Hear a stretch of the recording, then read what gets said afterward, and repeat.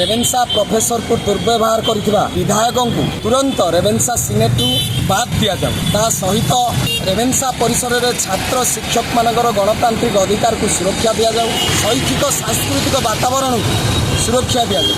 जदि सरकार अविलंबे पदक्षेप ग्रहण न करती ता विरुद्ध में राज्यव्यापी में दुर्बार आंदोलन गढ़ी तोलू।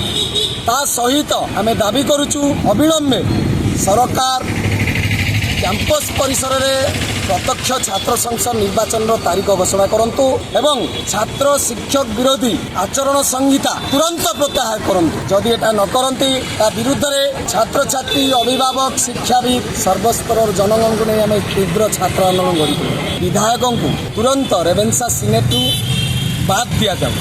ता सहित रेवेन्सा परिसर में छात्र शिक्षक मानकर गणतांत्रिक अधिकार को सुरक्षा दिया जाऊ। शैक्षिक सांस्कृतिक वातावरण को सुरक्षा दिया जाऊ। जदि सरकार अविलंबे पदक्षेप ग्रहण न करती ता विरुद्ध में राज्यव्यापी में दुर्बार आंदोलन गढ़ी तोलू।